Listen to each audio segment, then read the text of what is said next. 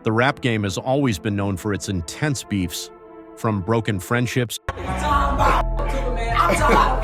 Hey, listen, bro, man, the nigga on 64, but y'all 63rd niggas over there smoking crack and shit. to tragic consequences. The impact of these rivalries can last for years. It's not just the big names at the top who are involved, but rappers at all levels. When competition gets in the way, things can get pretty scary. We're going to take a look at 6 of the most intense beefs in the industry. At number 6, we have 6ix9ine going head-to-head with pretty much everyone. You know we can't talk about beef without bringing up Tekashi. Nigga. You said nigga. You said nigga. Look at this dick on his shirt. Look. Yo, you think King Von thirsty? I think King Von thirsty. Look. Yo, drink that. I'ma pee on you. And as that's crazy as it sounds, his strategy kind of makes sense. If you're already in hot water for snitching, why not just embrace being the most hated guy in the game? He didn't hold back when it came to calling out Trippie Redd, YG, and Lil Reese. But the biggest showdown was definitely the one he initiated with Chief Keef. It all started over some drama involving Cuban Doll, who had a connection with Chief Keef's cousin that turned violent. 6ix9ine, being on good terms with Cuban Doll, teamed up with her to provoke the Glory Boys and to add fuel to the fire. He even got involved with Chief Keef's ex, who is the mother of his child, while filming the whole thing. Hey, his ass the police, though. Shorty look like my son, man. Oh, we gotta beat his ass when we catch him. In the 5th spot, we have Drake and Pusha T. Drake is currently one of the most prominent rappers globally, a position he has held for quite some time. Regardless of personal opinions, it is evident that Drake has significant longevity in the industry. On the contrary, Pusha T, while respected, does not enjoy the same level of fame. However, when it comes to street credibility, the situation is somewhat reversed. Pusha T frequently raps about the streets, and even though it may be a persona, he is not criticized for it.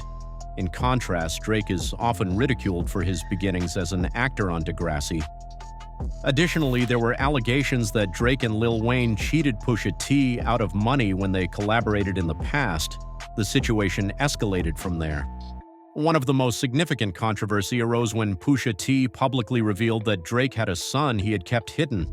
Consequently, Drake became more open about his fatherhood, a change that could potentially be attributed to Pusha T's actions. Ultimately, it may have led to Drake becoming a better father. Following a physical altercation at Pusha T's concert in Toronto, one individual was left in critical condition after being stabbed multiple times. This nigga paid some niggas to vote beer, nigga.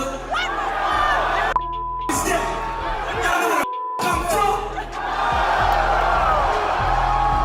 You don't even know. The incident occurred when irate audience members disrupted Pusha T's performance by throwing water and attempting to storm the stage.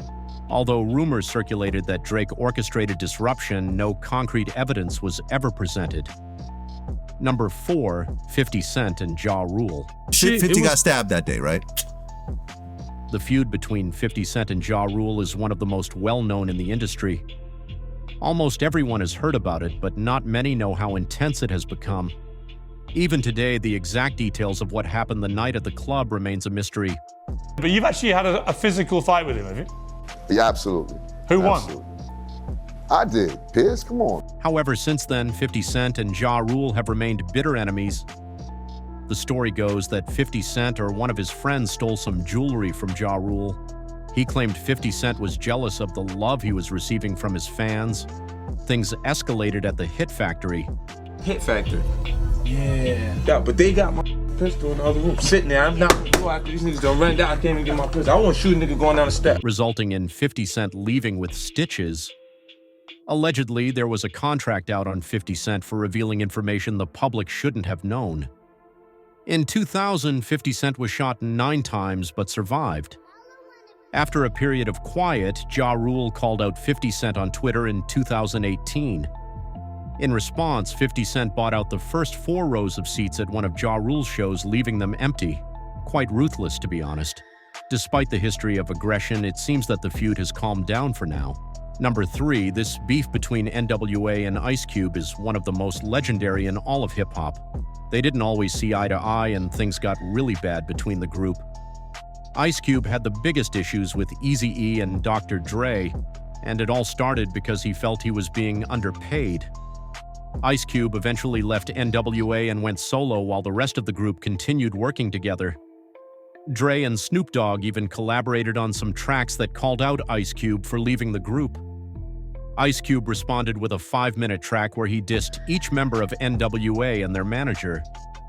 The situation never turned violent, but it was tensed, especially since some of the people involved were connected to gang life.